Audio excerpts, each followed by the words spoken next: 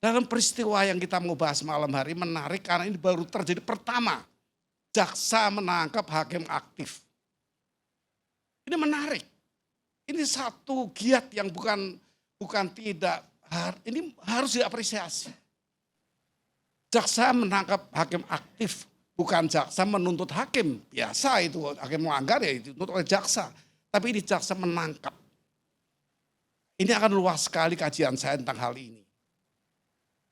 Ini satu tindakan tepat di saat tepat yang tepat. Tapi apakah ini tepat di semua saat? Ini yang akan perlu kita pertimbangkan. Kita punya satu konsep hukum yang menggambarkan persatuan dari penegak hukum. Integrated justice, integrated criminal justice system. Unsurnya ya ada polisi sebagai penyidik, ada jaksa sebagai penuntut, ada hakim pemutus perkara, dan ada lembaga pemasyarakatan. Itu unsur-unsurnya sesuai dengan KUHP yang di sini. Nah, lepas dari apa yang telah dilakukan beberapa hari yang lalu itu, yang peristiwa luar biasa bahwa berkembang ditemukan uang sekian banyak berkaitan dengan jual beli perkara. Ini menarik. Saya harus mengatakan bahwa jaksa adalah dominus litis, pemilik perkara. Tidak ada perkara kalau tidak jaksa. Polisi mau menangkap pun tidak jadi perkara itu. Kalau tidak ada yang menuntut ke pengadilan, artinya ada penyidik, ada penuntut umum, dan ada hakim. Itu 3 elemen, ada advokat sebagai penegak hukum. Itu elemen-elemennya. Artinya memang ada pemilahan di situ.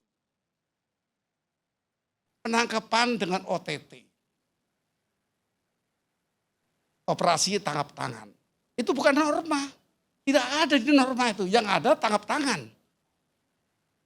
Apa pemikiran orang terhadap OTT ini? Kalau nanti disebut tadi akan menjadi program baru dari Kejaksaan Agung. Program baru. Saya ingatkan, itu tidak ada norma dimanapun mengenai OTT ini. Operasi kok tangkap tangan kok operasi. Berarti direncanakan, dipersiapkan. Kalau tangkap tangan ya tangkap tangan. Seketika itu ditangkap oleh satpam pun dibenarkan tanpa izin lagi, tanpa perintah, boleh melakukan apa saja diserahkan kepada penegak hukum. Itu tangkap tangan. Tidak harus polisi, tidak harus jaksa, siapa saja. Itu bunyi undang-undang. Nah, oleh karena itu saya harus mengapresiasi tadi sehingga terlalu yang besar. Saya harus mengingatkan rambu-rambu tentang penegakan hukum yang tepat. Ini perlu dikaji ya. Ini memang saya suarakan supaya semua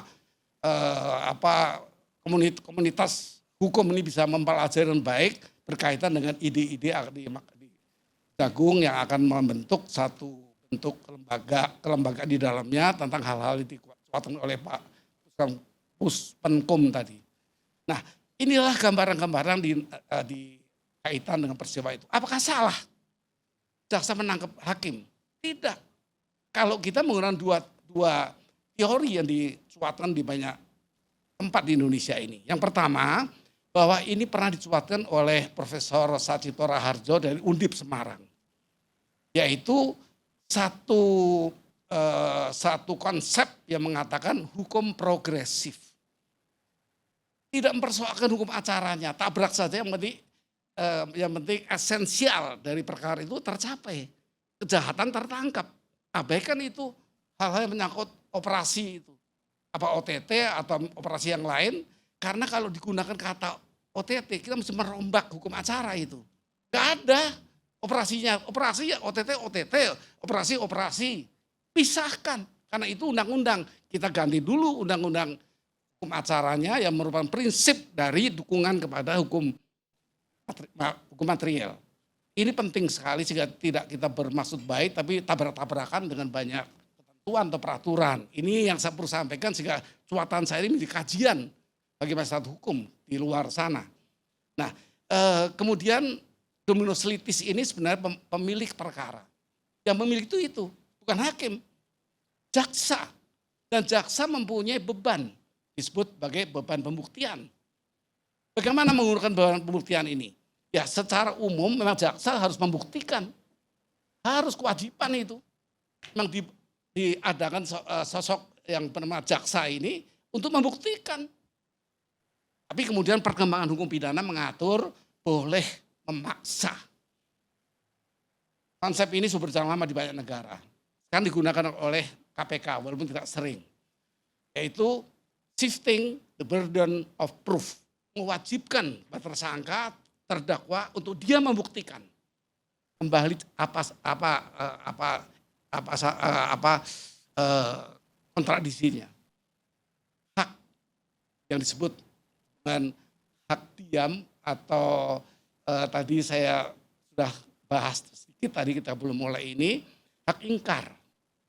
Atau di undang-undang, bagaimana memaksa orang dengan hak asasi manusianya dengan presumption of innocence yang tidak boleh orang dipersangkakan diminta untuk harus begini.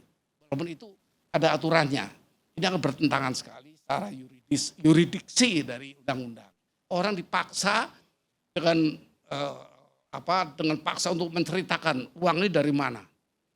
Uang 1T itu dari mana. Ini kalau kita menggunakan pembuktian terbalik yang disahkan di Indonesia juga digunakan undang-undang tipikor ini. Kemudian yang kedua, memang hal lain yang dipertimbangkan lebih baru lagi, baru 40 tahunan di Amerika Serikat itu digunakan untuk tipikor ya. Adanya justice kolaborator untuk dia mengungkapkan dengan sukarela kemana saja Anda dapat uang yang 1T ini. Itu satu mekanisme yang diberikan. Dia bisa menceritakan dengan perlindungan maksimal. Diberikan fasilitas-fasilitas dan dikurangi hukumannya. Bisa sampai bebas itu. Itu hak hakim di situ. Bukan hak yang beri rekomendasi baik JPU maupun LPSK kalau di Indonesia. Saya seringkali usul agar LPSK itu jangan menangani ini. Ini bukan wilayahnya. Dia hanya saksi dan korban. Ini sudah kadang-kadang sudah terdakwa. Sudah dibuktikan ada salah. Tapi kalau kita bicara perkara yang lalu itu kan kita pernah mengenal ada pembunuhan polisi oleh polisi. Pelakunya itu atas perintah perwira tinggi polisi. Dilakukan, ada yang menolak, ada yang melakukan. Kalau kita memperhatikan pasal 55, bunyinya adalah yang melakukan, yang menyuruh melakukan, dan yang ikut serta melakukan. Itu urutannya. Artinya apa? Justru yang melakukan dan membuat orang mati itu ya sebenarnya di nomor 1 itu yang melakukan. Tapi kan perkembangan dinamika hukum di negara ini, ya kalau saya kembali merujuk kepada pilar-pilar yang runtuhnya Mahkamah Agung, bukunya Sebastian Pompe ini ya terjadi memang. Perkara yang yuridiksi atau kompetensi absolutnya di sini diputus dismisal oleh hakim dismisal yang dipimpin oleh ketua pengadilan.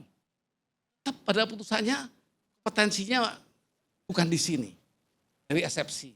Terjadi itu. Jadi artinya kita ini akan menghadapi satu proses peradilan yang memang sudah sebagai bentuk darurat. Maka tindakan Kejaksaan Agung untuk menangkap hakim menjadi betul. Karena memang tidak boleh kita tergantung pada formal, menyangkut esensial